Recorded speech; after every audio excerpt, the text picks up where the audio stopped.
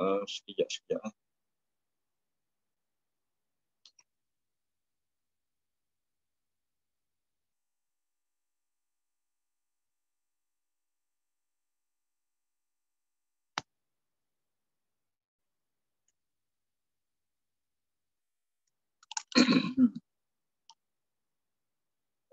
Sekejap.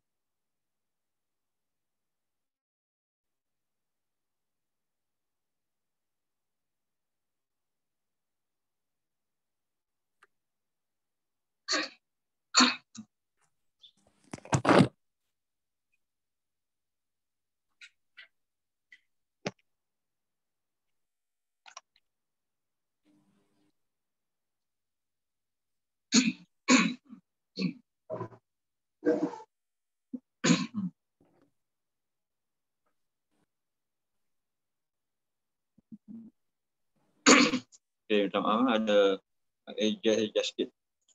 A'udzubillahi minasyaitonirrajim. Bismillahirrahmanirrahim. Assalamualaikum warahmatullahi wabarakatuh. Jadi alhamdulillah nahmaduhu wa nasta'inuhu wa nastaghfiruh wa na'udzu billahi min shururi anfusina wa sayyiati a'malina. Man yahdihillahu fala mudilla lahu wa man yudlil fala hadiya lahu. Asyhadu an la ilaha illallah wa asyhadu anna Muhammadan abduhu wa rasuluh. Ballagha risalah wa adda al-amanah wa nasaha al-ummah wa jahada fillahi haqqa jihadihi hatta atahu al-yaqin. Qala rabbi shrah li sadri wa yassir li amri wahlul 'uqdatam min lisani yafqahu qawli.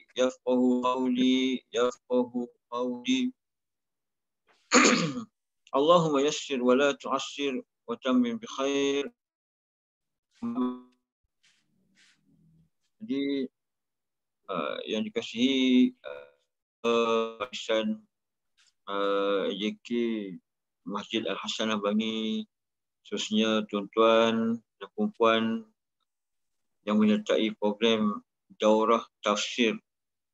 Semoga tuan-tuan semua dirahmati Allah dan alhamdulillah kita dapat bertemu kembali dalam perjumpaan kita pada pagi ini. Di mana insya-Allah kita akan meneruskan perbincangan kita tentang tafsir surah Hud, yang mana kita telah pun sampai ayat yang ke-13. Yang mana saya berharap tuan-tuan dan puan-puan semua berada dalam keadaan yang sihat sejahtera sempena bulan Ramadan ini, semuanya dapat berpuasa dengan baik dan dapat menunaikan amal ibadah, dapat menunaikan solat tarawih dan penuh di masjid insya-Allah. Dan sama-sama orang kata ambil kesempatan Ramadan ini untuk kita mentadabbur Al-Quran ataupun menghayati Al-Quran. Kerana bulan Ramadan ini tuan-tuan dan puan-puan, di antara sebab kemuliaan bulan Ramadan ini adalah disebabkan pada bulan inilah diturunkan Al-Quran. Dan kemuliaan kita umat Muhammad ini adalah disebabkan kepada kita lah diturunkannya Al-Quran, dan juga Nabi Muhammad menjadi orang yang ataupun Nabi yang paling mulia di antara semua Nabi, kerana kepada Nabi Muhammad SAW lah diturunkan Al-Quran. Dan manusia pada hari ini tuan-tuan, kalau kita tengok manusia yang dianggap mulia, yang dihormati juga adalah orang-orang ataupun anak-anak yang menghafal Al-Quran. Jadi disebabkan Al-Quran inilah Allah kata dalam Al-Quran, Allah mengangkat satu kaum dengan Al-Quran dan juga Allah menjatuhkan kaum yang lain dengan Al-Quran. Sebab apa? Allah mengangkat bagi orang yang nak menghayati Al-Quran, nak mengikuti ajaran ataupun perintah Al-Quran, dan juga Allah menjatuhkan kaum yang lain disebabkan mereka ini mengingkari Al-Quran, tak nak baca Al-Quran, tak nak terima Al-Quran. Jadi insya-Allah ayat pada hari ini kita sampai kepada ayat yang ke-13 yang berbunyi a'udzubillahi minasyaitonirrajim. Bismillahirrahmanirrahim. Am yaquluna iftarah qul fa'tu bi'ashri suwarin mithlihi وادعوا من استطعتم من دون الله إن كنتم صادقين.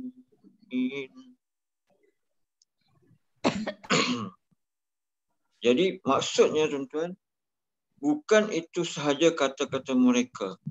Bahkan mereka menuduh dengan mengatakan dia, yakni Muhammad, yang mereka-reka Al-Quran itu. Kemudian Allah perintahkan kepada Nabi Muhammad, katakanlah wahai Muhammad, jika demikian tuduhan kamu, maka cubalah buat serta datangkan 10 surah rekaan yang sebanding dengan Al-Quran itu. Dan panggillah siapa sahaja yang kamu sanggup memanggilnya, yang lain dari Allah, jika betul kamu orang yang benar. Jadi mereka ni kata kat Nabi, orang kafir musyrikin Mekah ni mengatakan kepada Nabi, kata Nabi ini yang mereka. Mereka kata Nabi Muhammad yang mereka Al-Quran ni. Sedangkan mereka semua tahu kata Nabi Muhammad itu ummi, seorang yang tidak boleh membaca dan seorang yang tidak boleh menulis. Tidak pandai membaca dan tidak pandai menulis. Dalam masa yang sama mereka kata dia mereka Al-Quran ini. Kemudian Allah sebab apa mereka kata Nabi Muhammad itu mereka, sebab mereka golongan yang kononnya mereka ini berpegang dengan ajaran ataupun syariat Nabi Ibrahim, dan mereka kata Nabi Muhammad itu bawa benda yang baru. Padahal syariat Nabi Ibrahim sebelum tu, kitab Nabi Ibrahim itu, mereka ni dah ubah macam-macam dah. Dan mereka ubah dan mereka tambah macam-macam perkara yang dah menyebabkan kitab Nabi Ibrahim itu dah jadi kitab yang tidak ada asalnya lagi dah. Dah macam kitab buatan mereka sendiri dah. Kemudian bila Nabi datangkan ayat-ayat baru daripada Al-Quran yang diturunkan oleh Allah Subhanahu Wa Taala, mereka tak nak terima. Sebab apa? Dalam ayat-ayat itu terkandung ayat-ayat baru yang membawa kebenaran-kebenaran baru yang akan membongkar penipuan-penipuan mereka dalam kitab yang sebelum ni yang telah mereka selewengkan. Yang mana memang ada sedikit dia punya persamaan. Dalam kitab Nabi Ibrahim dulu, suhuf Ibrahim itu ada beberapa persamaan. Di antaranya yang dikekalkan dalam Al-Quran adalah seperti hal-hal yang berkaitan dengan nikah, kahwin dan juga cerai. Ada persamaan. Dan masih lagi diteruskan undang-undang yang sama di dalam syariat yang diturunkan kepada Nabi Muhammad, iaitu yang ada di dalam Al-Quran. Kemudian Allah cabar mereka. Bila mereka kata Nabi Muhammad yang mereka, Allah cabar mereka dengan mengatakan qul fa'tu bi'ashri suwarin mislihi muftariyat. Jadi Allah kata, wahai Muhammad, katakanlah kepada mereka itu,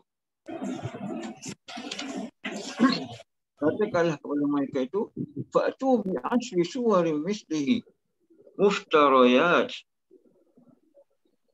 Maka datangkanlah 10 surah rekaan yang sebanding dengan Al-Quran itu. Yang mana Al-Quran ini diturunkan 114 surah. 114 surah. Allah cabar mereka, datangkan 10 cukup. Datangkan 10 cukup. Dan Allah sebut yang setanding ataupun yang sebanding dengan Al-Quran. Sebab apa? Sebab mereka kata Muhammad ini yang buat. Muhammad kan manusia biasa. Kalau Muhammad manusia biasa, kalau Nabi Muhammad itu manusia biasa, mereka pun manusia biasa juga. Maka kalau Nabi Muhammad boleh buat, orang pun buat sama macam tu juga. Kan? Allah datangkan 114 surah, tapi kamu ni yang kata itu Nabi Muhammad yang buat, maka kamu datangkan 10 surah kok. Allah nak cabarkan. 10 surah sahaja dan buat yang pendek-pendek cukup. Kalau kamu kata Nabi Muhammad yang buat, sedangkan Nabi Muhammad tu manusia biasa dan kamu pun manusia biasa juga, buat. Kalau kamu boleh buat.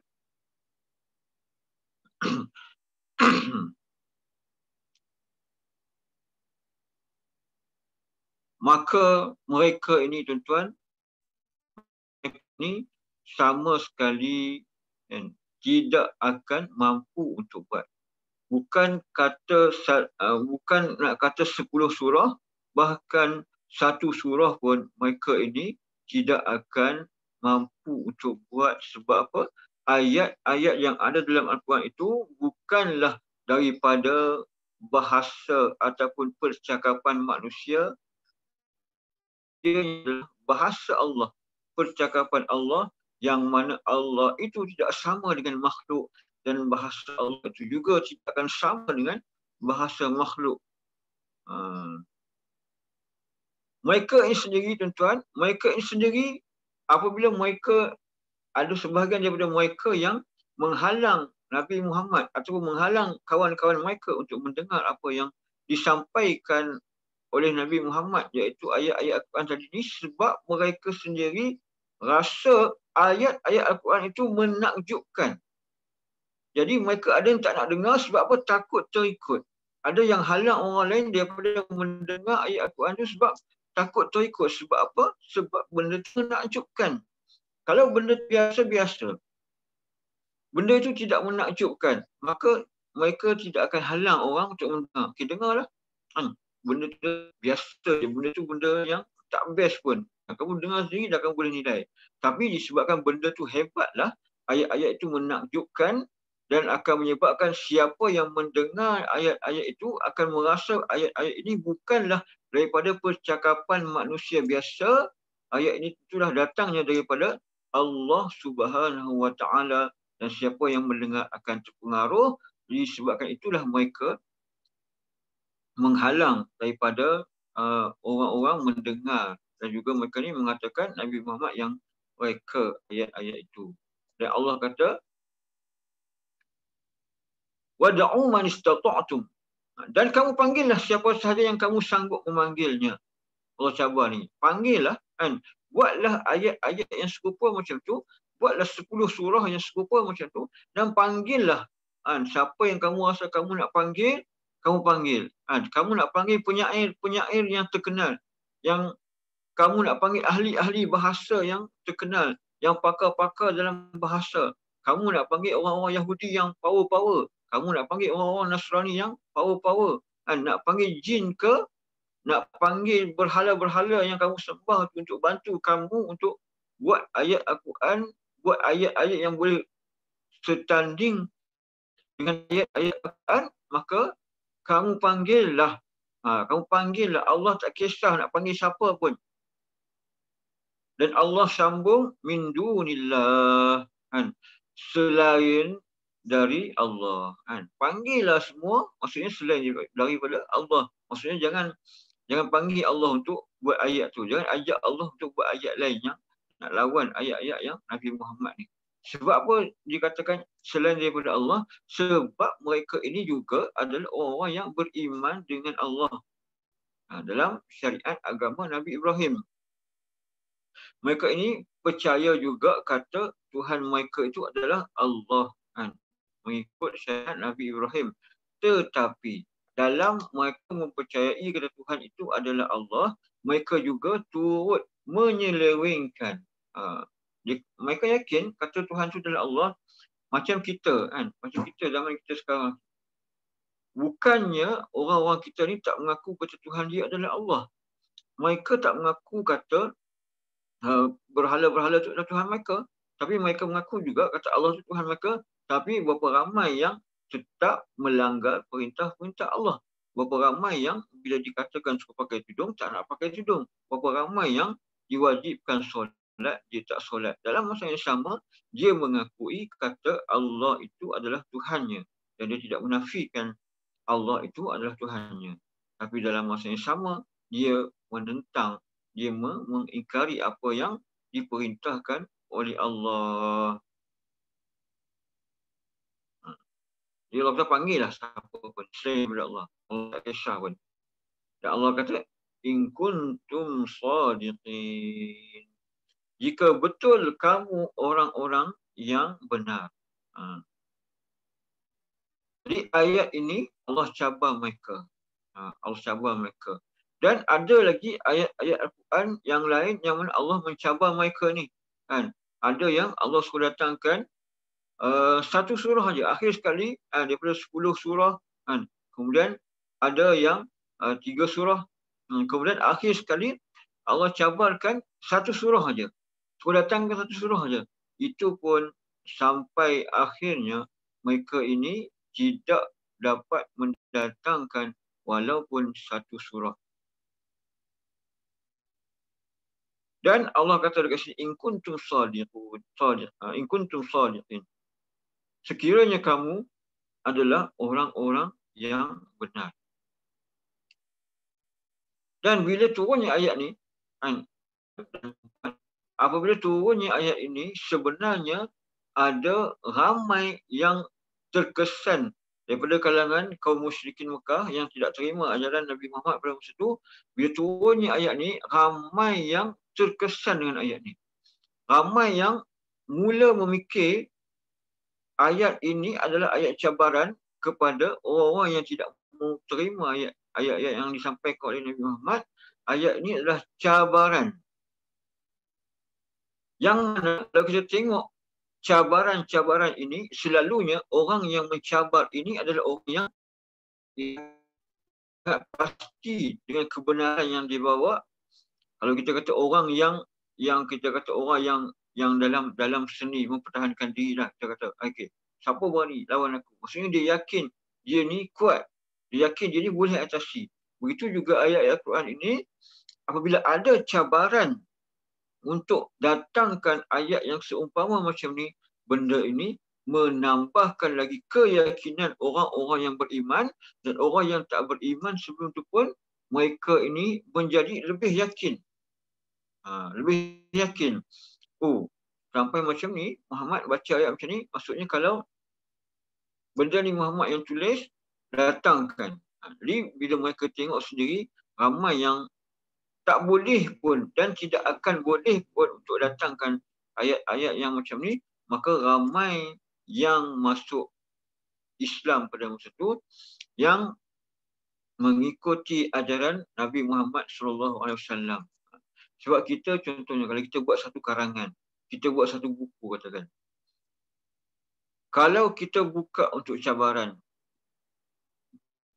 untuk orang, okey, komenlah buku saya, kritiklah buku saya, maka kita akan dapati banyak komen-komen. Ada yang mungkin ayatnya tak kena, atau mungkin susunan bahasanya tak kena. Sebab apa? Sebab kita manusia biasa. Tapi Al-Quran ni Allah yang buat dan Allah yang turunkan ayat tu.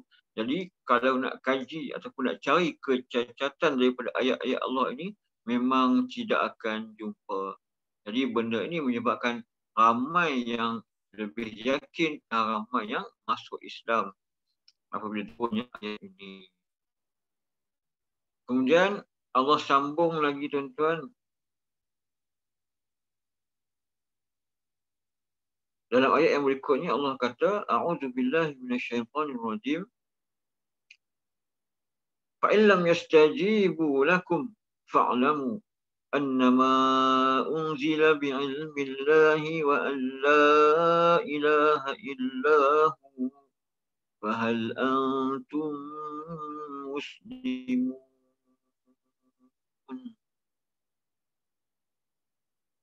Oleh itu, jika mereka, yakni penolong-penolong kamu tu yang kamu panggil tadi ni, tidak dapat melaksanakan permintaan kamu, iaitu permintaan kamu untuk membuat surah-surah yang sebanding dengan Al-Quran, maka ketahuilah bahawa Al-Quran itu diturunkan hanyalah menurut pengetahuan Allah, dan bahawa tidak ada Tuhan yang berhak disembah melainkan Allah.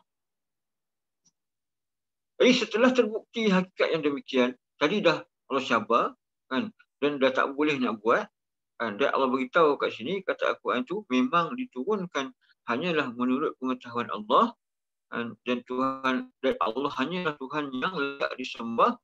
Maka setelah ada bukti yang demikian, hakikat yang sedemikian, Allah kata, adakah kamu mengakui Islam dan menurut aturannya ataupun ajarannya?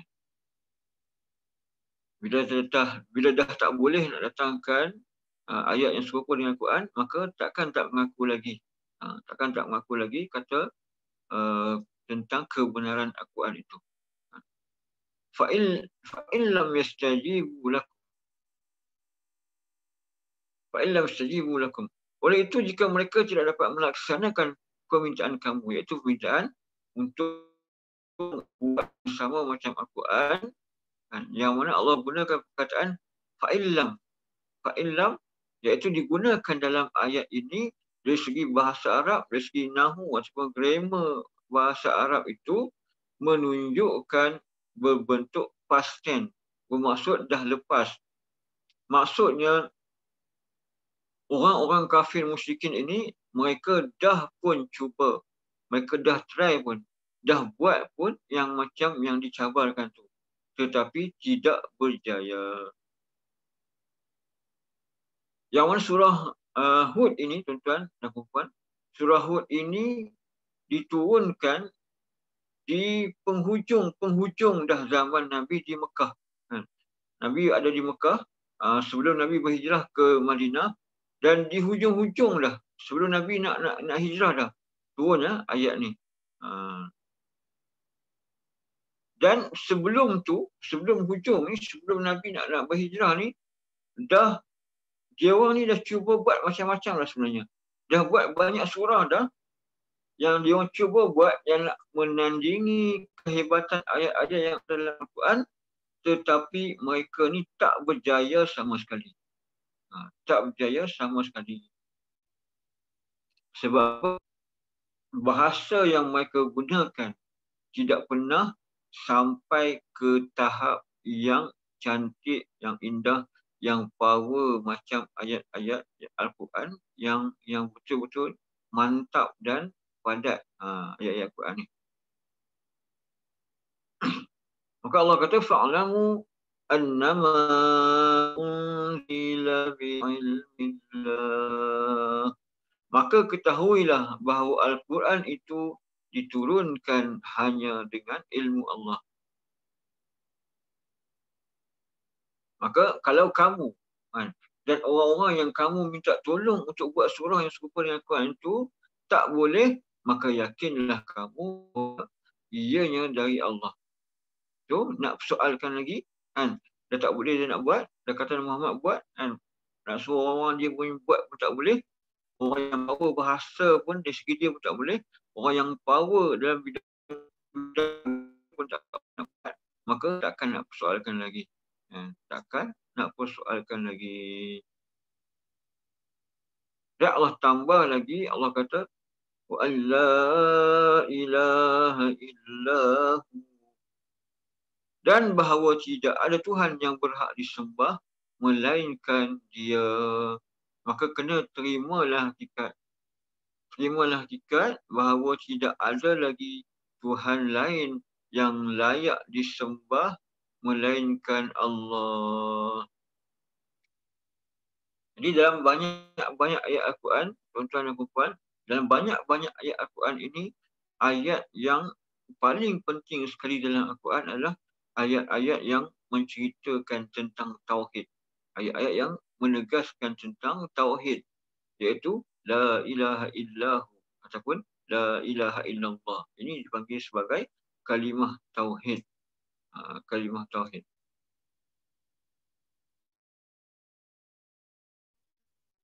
Sebab Allah kata fahal antum muslimun. Selepas dah tak boleh nak buat dah semua tadi, Allah kata fahal antum muslimun. Setelah terbuktinya hakikat-hakikat yang demikian, maka adakah kamu hendak berserah diri? Jadi soalan ni sepatutnya jawapannya adalah ya. Sepatutnya jawapannya adalah ya. Jadi apakah lagi yang kamu nak lawan lagi? Apa lagi yang kamu nak cari, nak cari lagi? Apakah lagi yang kamu nak cuba buat lagi untuk menafikan ayat-ayat ini? Kenapa kamu tak mau terima ni? Adakah disebabkan ajaran ataupun akidah baru yang dibawa oleh Nabi Muhammad ini tidak sama dengan apa yang telah kamu biasa buat sebelum ni? And dalam kitab kamu yang kamu sendiri telah selewengkan, bila ada yang baru, ajaran baru yang lebih benar, yang lebih tepat, yang lebih sahih, kamu tak nak terima, adakah benda itu semua tidak sama dengan apa yang biasa kamu amalkan sebelum-sebelum ni? Begitu juga tuan-tuan, kita tengok dalam masyarakat kita hari ini, ramai yang bila dah orang kata biasa melakukan perkara yang dilakukan oleh orang tua, jadi orang tua zaman dulu kan. Kemudian bila daripada hadis dan Al-Quran, mereka ni menolak. Sebab apa? Sebab sudah pun terbiasa dengan apa-apa yang dilakukan oleh orang-orang yang terdahulu. Contohnya amalan-amalan yang dahulu ni, contohnya macam mandi safar dan sebagainya. Ada orang yang nenek moyang kita dulu dah biasa buat, mereka ni mestilah pandai. Jadi bila dah semakin ramai orang yang menuntut ilmu zaman kita sekarang ni, semakin ramai orang yang tahu kata benda tu tidak ada asasnya dalam ajaran Islam, ramai yang terima, ramai yang boleh terima dan ramai juga yang tak boleh terima. Sebab apa? Kita dah biasa dah benda ni daripada kecil. Jadi kes yang macam tu lah yang menyebabkan orang musyrikin Mekah ni, mereka ni tak nak terima ayat-ayat Al-Quran yang baru diturunkan ini. Sebab apa? Sebab mereka dah terbiasa dengan benda-benda yang lama, benda-benda yang terdahulu, benda-benda yang diamalkan sejak daripada zaman nenek moyang mereka lagi. Kemudian tuan-tuan, Allah sambung dalam ayat yang ke-15 ini. Allah sambung, A'udzubillahi minasyaitonirrajim. Man yuridul hayatad dunya wa zinataha nuwaffi ilaihim a'malahum fiha wa hum fiha la yubkhasun.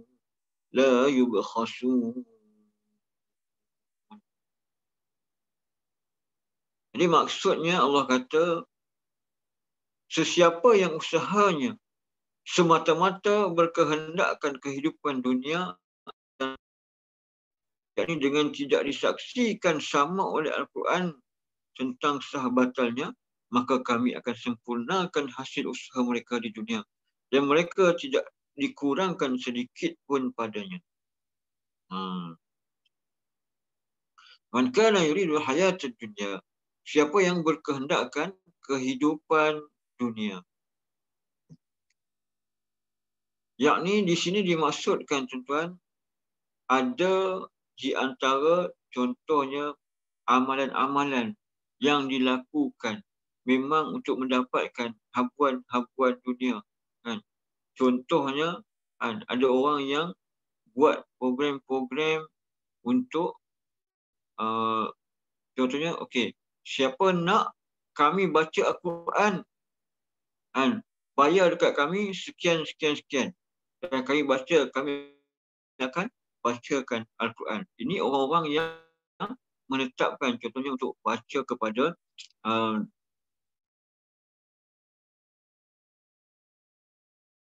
kami akan baca dan kami sampaikan pahala ni kepada arwah. Kan? Padahal dia meletakkan bayaran-bayaran yang tinggi. Kalau kita tengok, ramai orang yang buat macam tu. Ambil bayaran sampai beribu-ribu, ada sampai 3,000, 2,000 lebih. Sebab apa? Kononnya nak baca Al-Quran. Kami akan bacakan Al-Quran 30 juzuk contohnya. Dan pahala ini akan sampai ini sebenarnya dengan tujuan mereka untuk mendapatkan kemewahan dunia, kesenangan dunia, maka Allah sebut kat sini. Sesiapa yang berkehendakkan kehidupan dunia, dia nak bahagian dunia sebenarnya, wazinataha, dan perhiasannya. Dia nak duit untuk kekayaan dunia, kemudian dia nak perhiasan dia, nak pakai kereta-kereta mewah, buat macam tu, ambil upah sana, ambil upah sini. Kemudian dia nak pakai kereta mewah, nak rumah yang hebat, nak ambil duit, nak apa ni? Nak jadikan agama ini sebagai tujuan dia untuk mendapatkan dunia. Dia buat tu tujuan dia untuk mendapatkan dunia. Contohnya lagi tuan-tuan, di antara benda yang biasa kita buat, biasa orang buat. Contohnya buat apa? Okey, buat solat duha. Buat solat duha untuk apa? Untuk dapatkan kekayaan. Contohnya apa? Baca surah Al-Waqi'ah. Sekarang surah Al-Waqi'ah disebut sebagai surah kekayaan. Okay, buat tu memang dengan tujuan dia untuk mendapatkan kekayaan. Baca surah ni nanti akan jadi kaya. Maka orang-orang yang bertujuan yang macam tu, Allah akan bagi juga. Allah akan bagi juga, tapi dia akan dapat dekat dunia dan di akhirat nanti dia dah tak dapat lagi dah. Yang sebenarnya orang-orang yang melazimi, contohnya yang melazimi bacaan surah tu, yang dia rajin baca, kemudian dia jadi kaya. Sebenarnya dia bukanlah bertujuan untuk menjadi kaya dengan sebabkan baca tu. Tapi dia baca disebabkan pahala ataupun ganjaran yang dijanjikan oleh Allah, yang dia ikhlas baca surah tu, barulah dia jadi kaya lah, dia dapat dimudahkan rezekinya, dimudahkan urusannya. Tapi ada orang yang memang buat, contohnya buat sembahyang duha,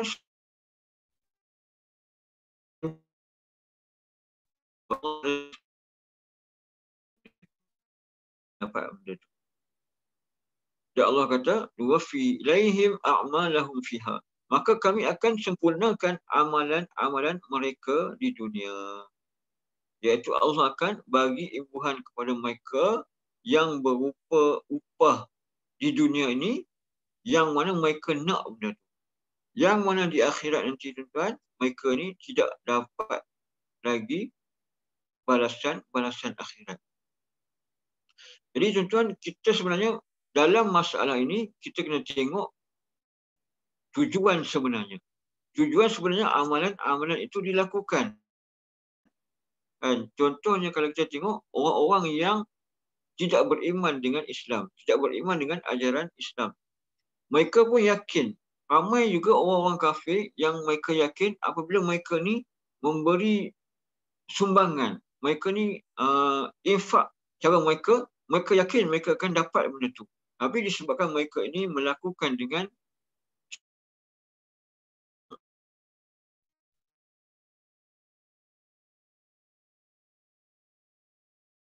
iman dengan mereka ni akan dapat. Yang mana pasti yang mereka ni akan dapat. Sebab itulah orang kaya, kita tengok orang kaya yang daripada orang yang bukan Islam di Malaysia ni, orang yang kaya ramai yang saya pernah tengok lah, kebanyakan mereka ni di antara amalan yang mereka adalah mereka ni akan infakkan, mereka ni akan bagi duit mereka kepada pusat-pusat charity, pusat-pusat kebajikan.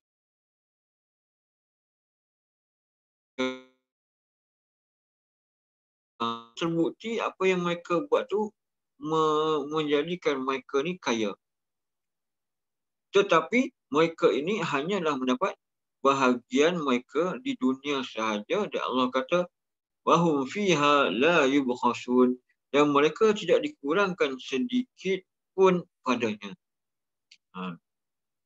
Sebab apa? Sebab Allah janji setiap kebaikan itu Allah akan balas. Sama ada orang tu Islam ataupun orang tu bukan Islam.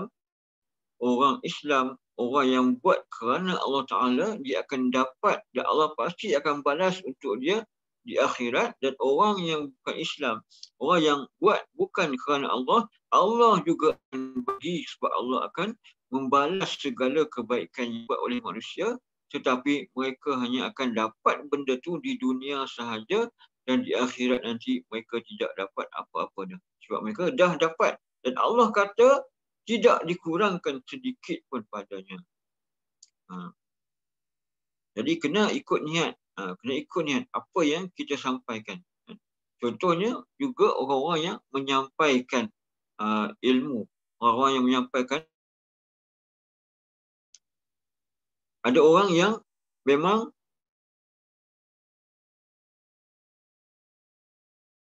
nak duit semata-mata, maka dia akan dapatlah duit tu sahaja. Dan dia tidak dapat ganjaran pahala-pahala ilmu yang disampaikan. Tapi jika ada orang-orang yang memang ikhlas, cara dia sampai pergi tengok macam memang nak bagi benda ni difahami oleh masyarakat. Nak bagi benda ni masuk dalam hati-hati orang-orang yang mendengarnya, kita boleh nampak perbezaan orang tu. Dan orang tu, kita nampak ada keikhlasan dia dan insya-Allah dia akan dapat ganjaran-ganjaran yang Allah sediakan untuk dia di akhirat, dan di dunia juga mungkin ada upah-upah yang orang bagi yang untuk dia, yang mana dia tidak pernah meletakkan. Dia tidak pernah meletakkan, okey nak panggil saya ceramah, contohnya nak panggil saya ceramah. Okey, 5,000. Ada tuan-tuan, ada ramai penceramah-penceramah, ramai yang terutamanya orang yang motivator semua ni nak berurusan kena dengan PA dia contohnya. Dan bayaran dia bukan murah lah, bukan murah. Ada yang sampai sejam 8,000 dia ambil. Itu kita kata sebagai memang sangat tinggi lah. Ambil dia nak cakap tu sejam 8,000. Ada kita jumpa 8,000 sejam nak cakap. Ada yang 10,000, ada yang 5,000 sejam dan nak panggil dia cakap. Kalau yang macam tu tuan-tuan, dikuatiri apa yang dia sampaikan itu hanyalah sampai untuk dia kebaikan itu hanyalah di dunia, itu dia dapat duit sahaja, tapi di akhirat nanti dia dah tak dapat lagi apa yang Allah janjikan untuk orang-orang yang buat kebaikan. Jadi dalam ayat yang ke-16 ni Allah nak ceritakan kepada kita apakah kesan-kesan kepada mereka ataupun orang-orang yang buat kerja-kerja yang macam tu. Allah kata, A'udzubillahi minasyaitonirrajim. Ulaika alladhina laysa lahum fil akhirati illa an-nar wa habita ma sana'u fiha wa batilun ma kanu ya'malun.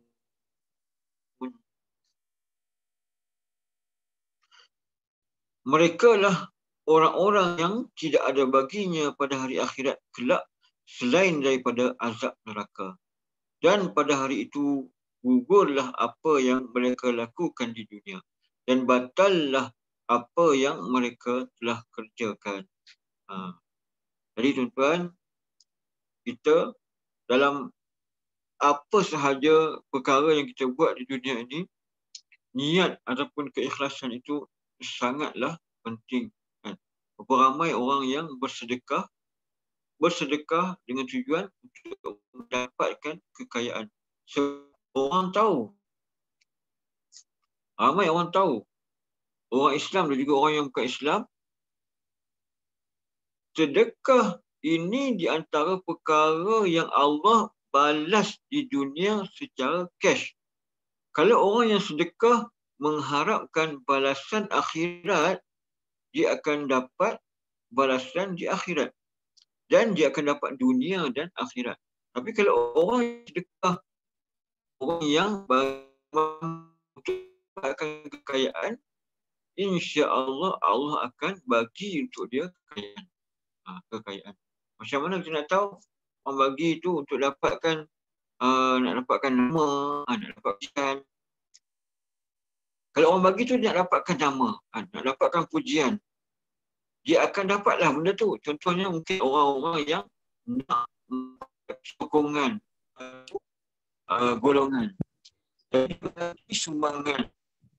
Dia bagi sumbangan tu dia bukan lillahi ta'ala pun.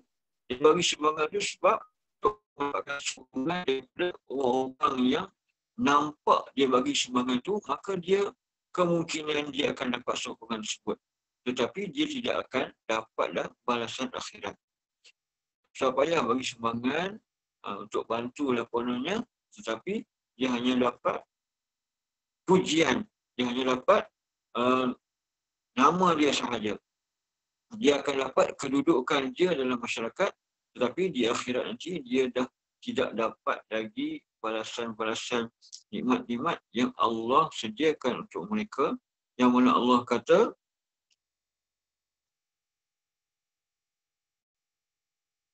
wa habita ma sa'u fiha, dan pada hari itu gugurlah apa yang mereka lakukan semasa di dunia.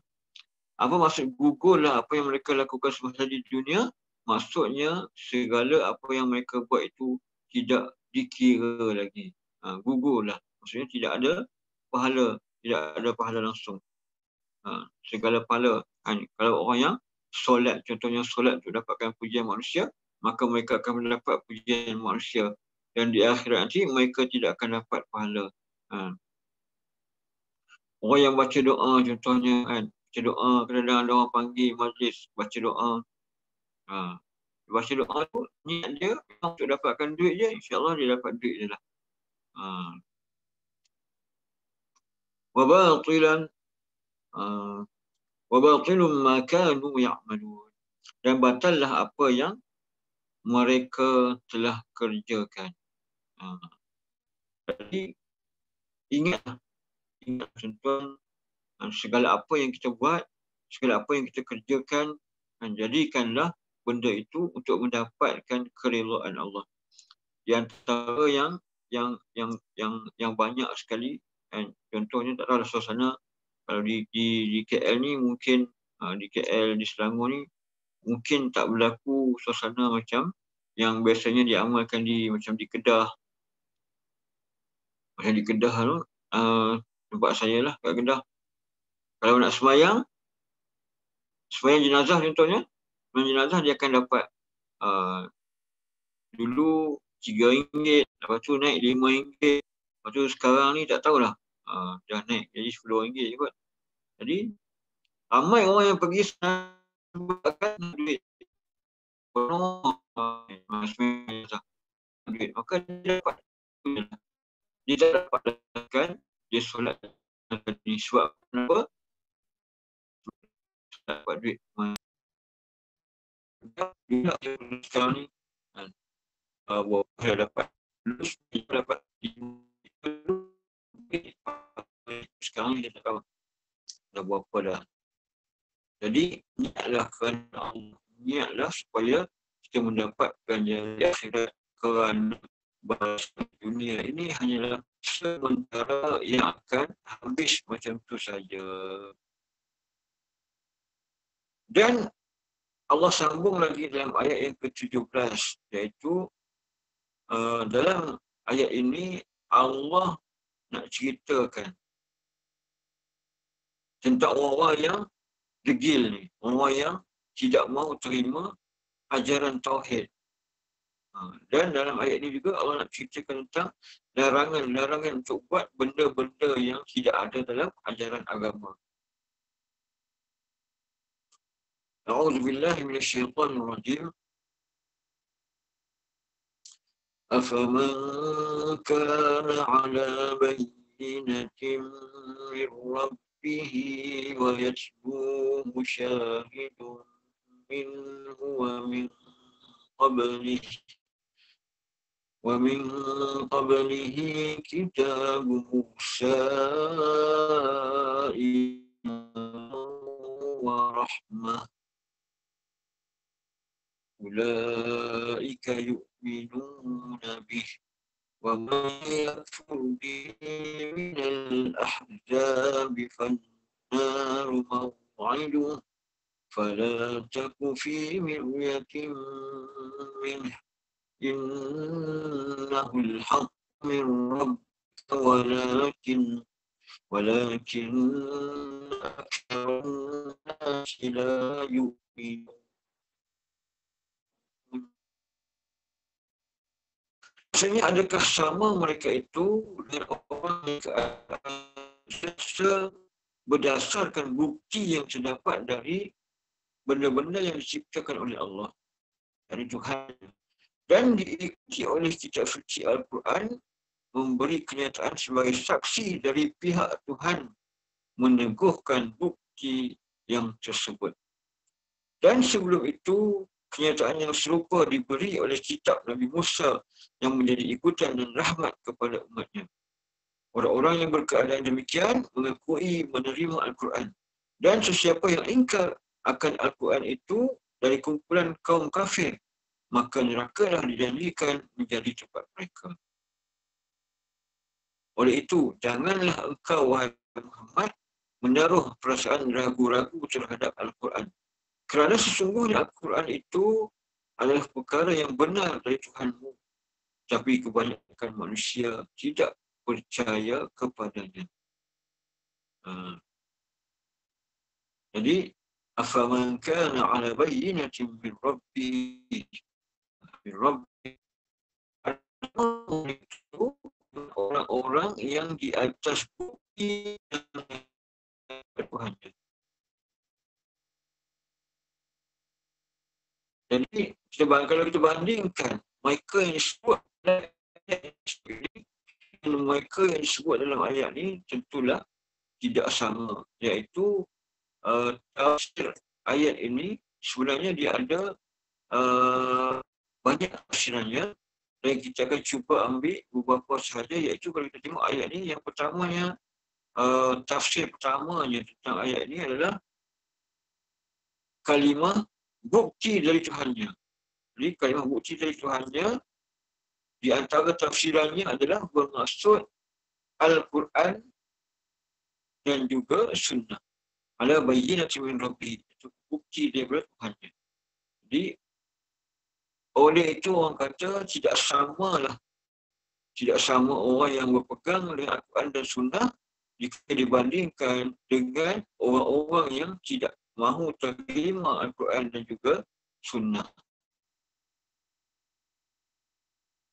Dan yang keduanya juga, salah satu tafsiran yang boleh diambil daripada perkataan bayyinatin ni, iaitu kalimah bayyinatin itu diambil daripada kata dasar bayanun, bayyin, yang bermaksud sesuatu yang jelas. Tadi bermaksud Al-Quran dan Sunnah. Yang kedua ni diterjemahkan sebagai bermaksud sesuatu yang jelas. Yang mana ia juga boleh dimaksudkan sebagai fitrah, iaitu fitrah keimanan yang memang telah sedia ada dalam diri manusia. Jadi manusia sebenarnya, kalau ikutkan hakikat sebenarnya manusia ni, daripada alam roh lagi, memang dah pun menerima Allah ini sebagai Tuhan. Memang dah terima Allah ini sebagai Tuhan. Kalau kita tengok golongan-golongan yang dimurkai oleh Allah, kaum musyrikin, golongan kufar, mereka ini, kalau kita tengok cerita-cerita mereka, bukanlah mereka ini tolak Islam itu disebabkan mereka nampak Islam ini tak betul, tetapi mereka ini sendiri ada keyakinan dalam diri mereka, kata apa yang disampaikan oleh Nabi Muhammad itu betul, tetapi mereka ini menolak. Mereka ini sendiri juga berlawan dengan sesuatu yang jelas dalam hati mereka, ataupun kita sebutkan dia sebagai fitrah, maka lawan fitrah diri mereka ni untuk mengatakan apa yang dibawa oleh Nabi Muhammad itu tidak benar. Mereka menolak apa yang dibawa oleh Nabi Muhammad itu dalam keadaan mereka ini sendiri melawan fitrah, yang mana fitrah manusia itu adalah mengakui kata Allah itu sebagai Tuhan dan menerima ajaran-ajaran yang dibawa oleh Islam untuk diamalkan. Maksudnya, dua maksud kat sini lah bayinatin. Pertamanya Quran dan Sunnah, yang keduanya sesuatu yang jelas ataupun fitrah yang ada dalam diri kita sendiri. Sebab apa? Dikatakan kullu mauludun yuladu al fitrah. Setiap anak yang lahir itu dilahirkan dalam fitrah. Apa yang iaitu Islam. Asalnya memang Islam. Ibu bapanya lah yang telah menjadikannya sebagai Yahudi ataupun Nasrani ataupun Majusi. Sebagaimana binatang-binatang itu dilahirkan lengkap. Kalian, adakah kita pernah lihat binatang-binatang itu lahir dengan terputus-putus? Maksudnya lahir tu kaki dekat lain, kepala dekat lain, telinga dekat lain. Maksudnya binatang itu dilahirkan secara fitrahnya bersatu. Dan juga manusia itu juga dilahirkan dalam keadaan fitrah dia yang sebenarnya, sebagai seorang yang Islam. Jadi ibu bapa dia lah yang bertanggungjawab menjadikan dia Yahudi ke, Nasrani ke atau Majusi. Hadis yang diriwayatkan oleh Muslim, dia ada sebut dalam tu, dia kata Allah Ta'ala berfirman, sesungguhnya aku telah menciptakan hamba-hambaku dalam keadaan hanif. Iaitu hanif ni berpegang kepada kebenaran. Maksud hanif ni memang berpegang kepada kebenaran. Kemudian mereka didatangi oleh syaitan, lalu syaitan itu menjauhkan mereka dari agama mereka. Yakni mengharamkan bagi mereka apa yang dihalalkan bagi mereka. Dan syaitan juga menyuruh mereka menyengutukanku yang aku tidak pernah menurunkan kekuasaan kepadanya. Maksudnya syaitan tu dia akan suruh manusia untuk buat syirik kepada Allah. Sedangkan Allah tak pernah pun menurunkan kekuasaan kepada syaitan tu. Apa maksud kekuasaan? Allah tak pernah pun bagi power dekat syaitan tu untuk perintah manusia. Allah tak pernah pun bagi syaitan menjadi sesuatu yang diikuti. Sebab tu dikatakan tidak pernah bagi pun kekuasaan kepada mereka.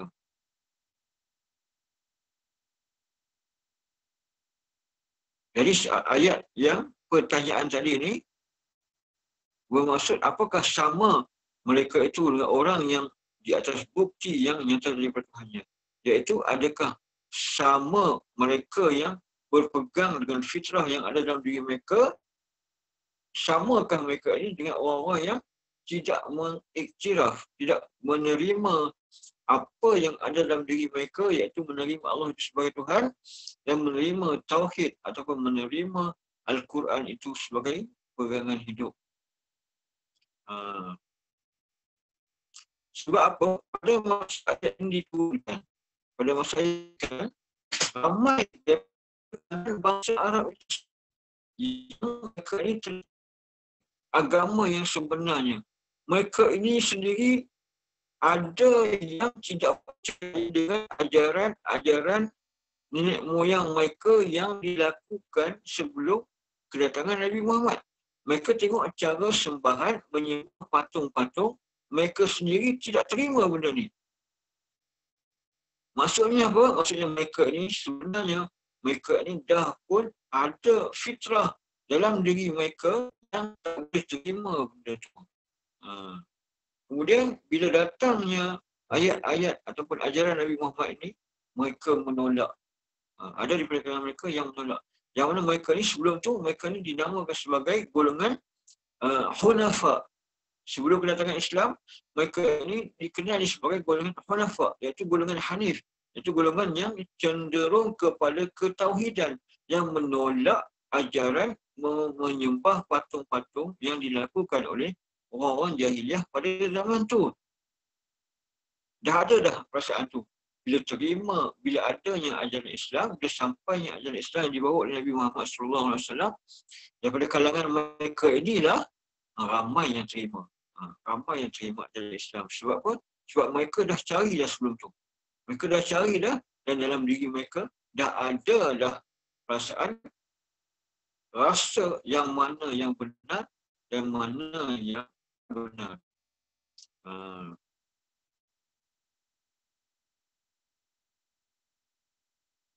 وَيَتْلُوهُ شَاهِدٌ وَيَتْلُوهُ شَاهِدٌ مِنْهُ, dan mengikutnya iaitu saksi dari Tuhannya.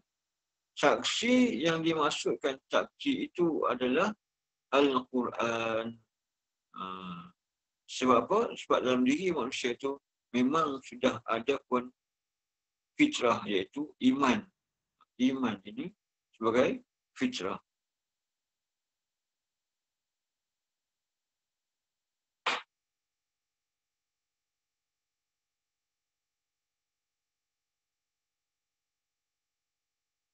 Wa min qablihi kitab Musa, dan sebelum itu kitab Nabi Musa. Jadi yang mana yang ni pada masa tu sebelum Nabi Muhammad, benda yang sama juga berlaku pada kitab Nabi Musa. Yang dimaksudkan adalah kitab Taurat. Sebab ianya diturunkan kepada Nabi Musa. Dan ajaran yang sama juga didatangkan dalam kitab Nabi Musa, iaitu kitab Taurat. Mesej yang sama adalah mesej tentang tauhid, mesej tentang menyatukan Allah, mesej tentang ibadah hanyalah kepada Allah Subhanahu Wa Taala.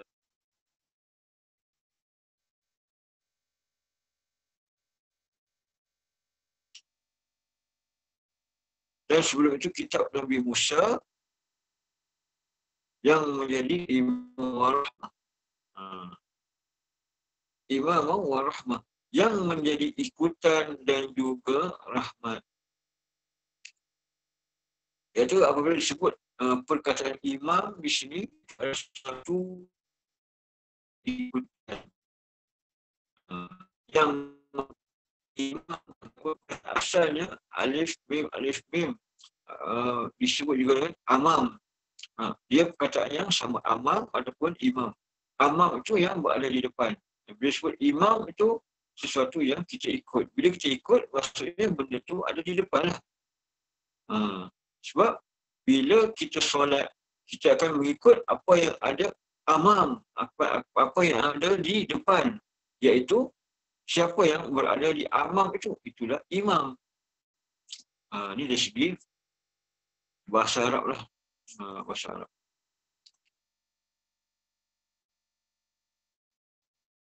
Yang mana sekiranya orang yang mengikuti sama ada ajaran Nabi Musa ataupun ajaran Nabi Muhammad, iaitu kitab-kitab yang diturunkan kepada Nabi Musa dan juga kitab yang diturunkan kepada Nabi Muhammad, mereka ini akan mendapat rahmat daripada Allah Subhanahu Wa Taala. Maka bukan setakat baca sahaja kitab-kitab yang diturunkan ini, tetapi baca dan cuba untuk fahamkan, untuk mengamalkan dan menghayati apa yang diajarkan di dalam kitab-kitab yang telah diturunkan oleh Allah, sama ada kitab Nabi Musa untuk umat yang terdahulu dan juga kitab Injil untuk umat yang selepas pada itu, dan juga kitab Al-Quran yang diturunkan untuk kita umat Nabi Muhammad sallallahu alaihi wasallam. Ya Allah kata ulaika yu'minuna bih. Dan orang-orang yang berkeadaan demikian, orang yang dalam fitrah sendiri beriman dengannya.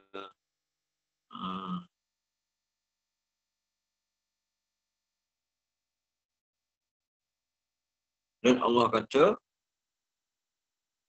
wa may yakfur bihi minal ahzab. Dan sesiapa yang ingkar akan Al-Quran itu dari kumpulan-kumpulan kaum kafir ni.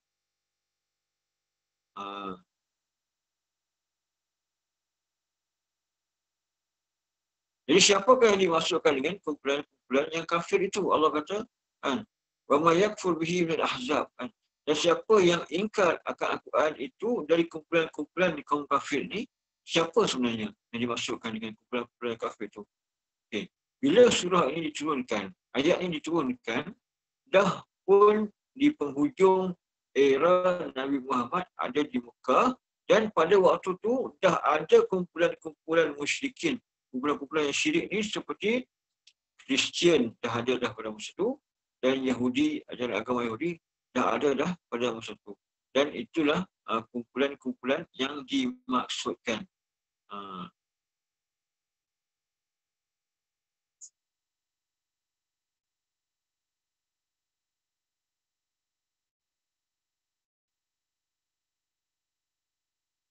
Maka Allah kata untuk mereka ni ada apa ni? Ada apa untuk mereka ni? Fannaru mau'iduh. Maka nerakalah yang dijanjikan untuk mereka ni. Maka nerakalah.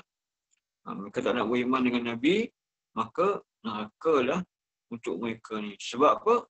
Untuk masuk ke syurga, salah satu daripada syaratnya adalah beriman dengan kenabian Nabi Muhammad sallallahu alaihi wasallam, yang mana Imam Muslim pernah meriwayatkan satu hadis yang berbunyi, demi zat yang jiwaku berada di tangannya. Hadis ini, tidak seorang pun dari umat ini, sama ada Yahudi ataupun Nasrani, yang mendengarku kemudian tidak beriman kepadaku, melainkan dia akan masuk neraka.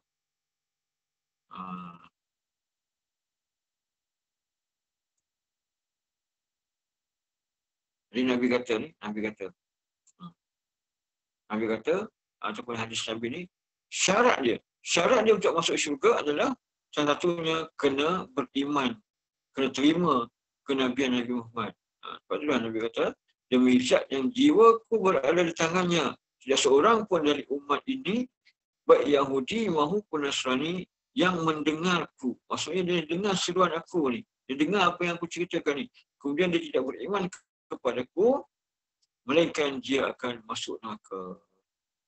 Jadi orang yang tidak terima apa yang Nabi bawa, tempat mereka adalah neraka, sebab mereka dah pun menjadi orang-orang yang kufur ataupun kafir. Dan Allah sambung ni, Allah kata, fala taku fi miryatin min.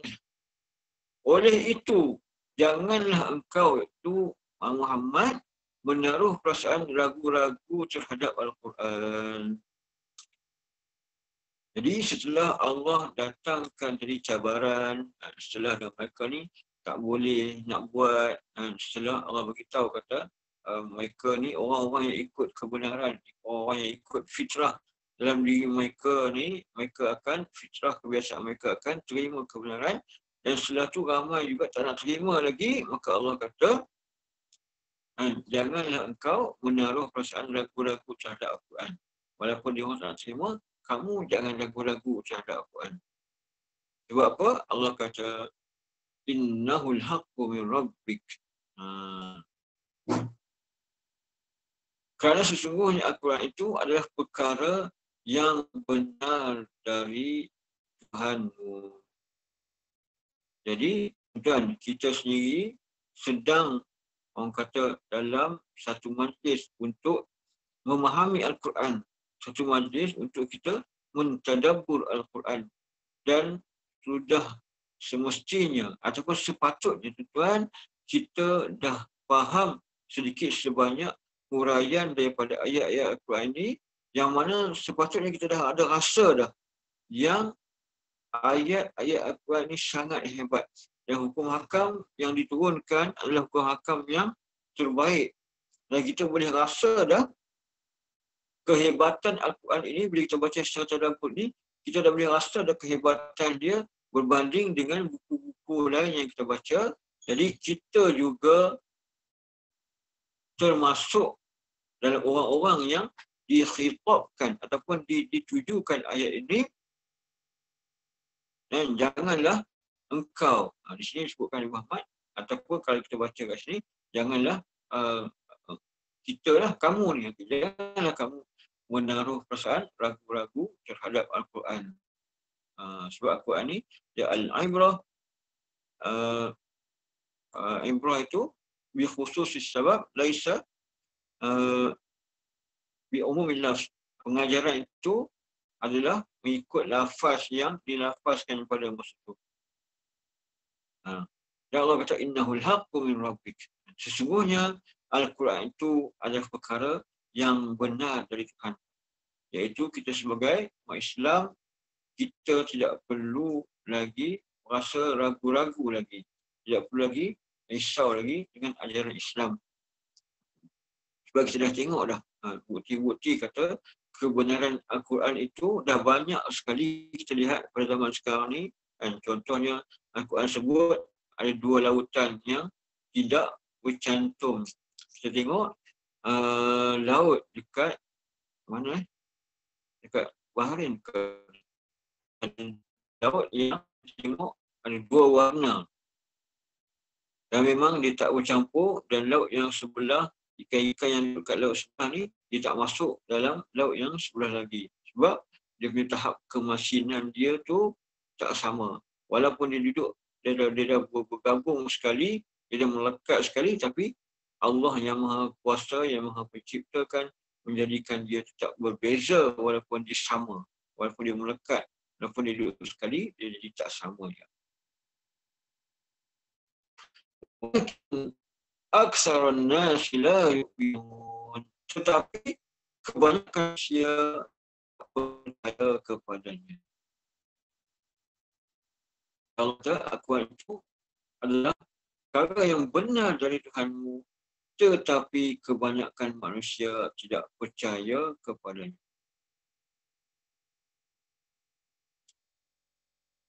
Jadi tuan-tuan, yang tidak percaya kepada Al-Quran ini bukan sahaja orang kafir, bukan sahaja orang musyrikin, bahkan orang-orang Islam, orang-orang yang mengaku Islam sendiri pun ramai yang tidak percaya kepada ayat-ayat Al-Quran. Ramai yang menolak sebahagian daripada ayat Al-Quran dan terima sebahagian sahaja. Ini orang Islam. Apatah lagi orang yang bukan Islam. Mereka ini selalu menolak Al-Quran itu sebiji-sebiji. Ada daripada kalangan kita ni yang masih lagi nak ikut cakap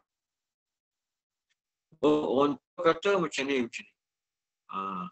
Ataupun guru kata macam ni. Tak sama dengan Al-Quran, maka dia lebih terima apa yang guru dia kata lagi daripada apa yang disebut di dalam Al-Quran.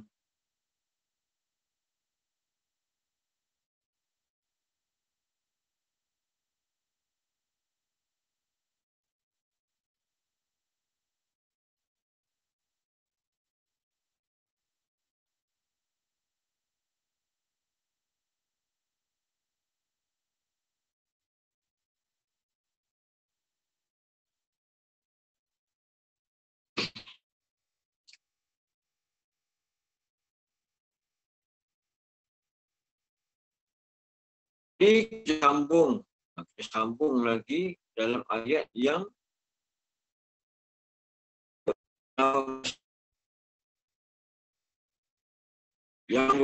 A'udzubillahi minasyaitonir rajim.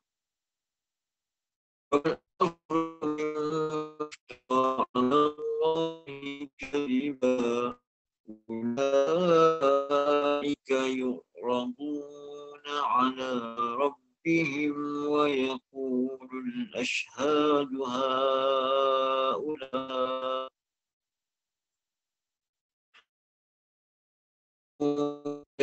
الأشهاد هؤلاء الذين كذبوا على ربهم ألا لعنة الله على الظالمين.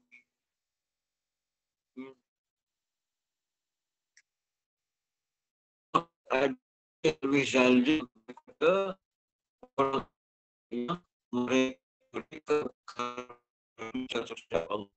orang yang demikian sifatnya akan dibawa menghadap Tuhan mereka, dan pada hari itu akan berkatalah saksi-saksi yang ni saksi-saksi daripada kalangan kalangan Nabi-Nabi dan anggota satu mereka sendiri. Inilah orang-orang yang buat dusta terhadap Tuhan mereka. Ketahuilah, sesungguhnya laknat Allah tertimpa kepada orang-orang yang zalim.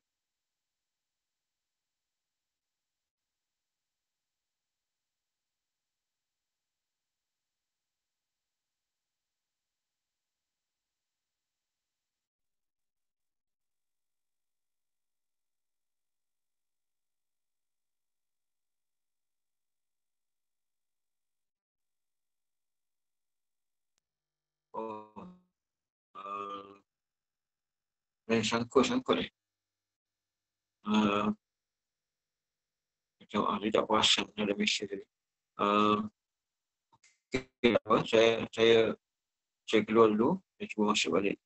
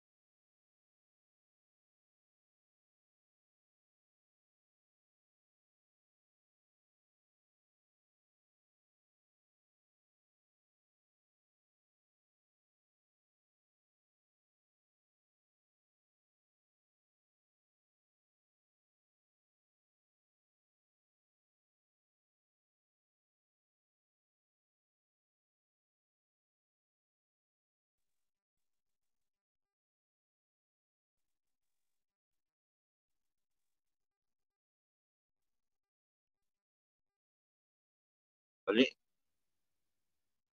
Okay.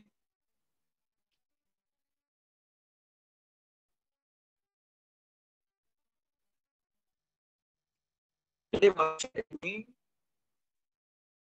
dan tidak ada yang lebih zalim daripada orang-orang yang mereka perkara dusta terhadap Allah. Orang-orang yang demikiannya akan dibawa menghadap Tuhan mereka. Dan itu akan berkatalah saksi-saksi. Ini saat kalangan manusia dan juga Nabi-Nabi.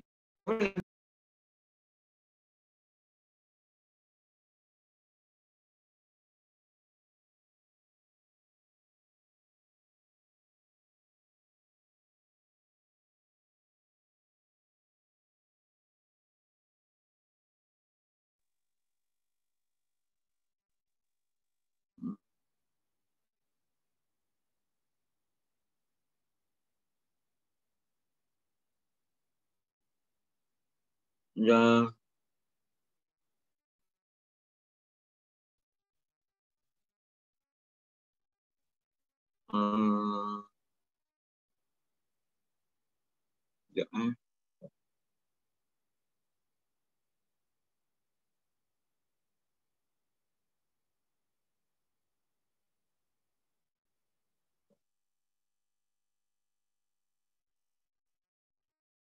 cuba saya tak tahu jelas ke tak jelas. Kalau teruk sangat mungkin kita stop dulu ayat ni. Ini panjang.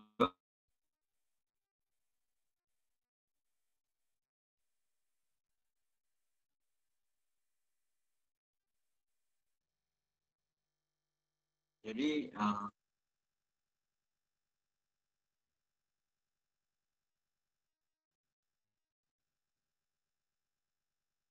okey.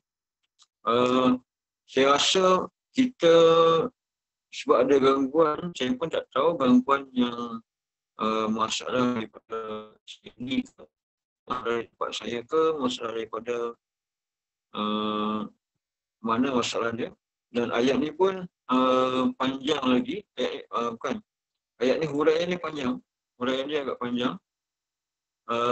Takut nanti kita saya sampaikan benda tu tak sampai. So, banyak juga huraian dia ni. Jadi saya rasa kita stop dulu sini supaya tidak ada gangguan, dan insya-Allah kita bertemu lagi lepas raya nanti, dan saya minta maaf yang banyaklah. Sebelum raya ni sekejap je kan. Sekejap dia baru kita doa Allah baligh Ramadan.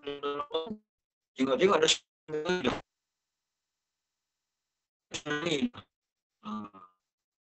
Okey, tak apalah. Okey, kita start dulu.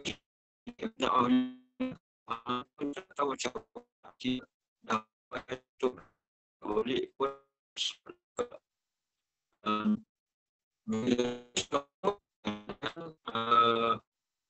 saya harap tuan-tuan dan puan semua dapat menjalani ibadah puasa dengan baik.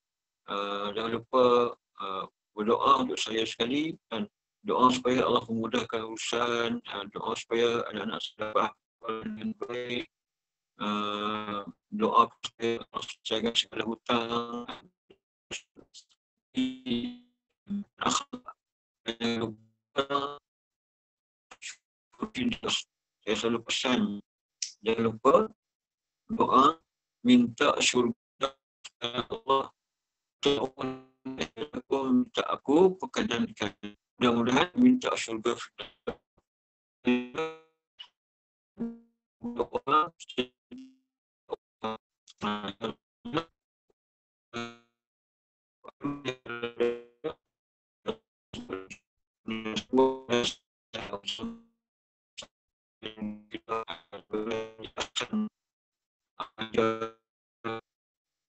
Mudahkanlah urusan kehidupan dia. Amin. Dan kamu doakan. Jadi kita stop dulu. Setakat ni muslimin dan muslimat rahiyat minkum.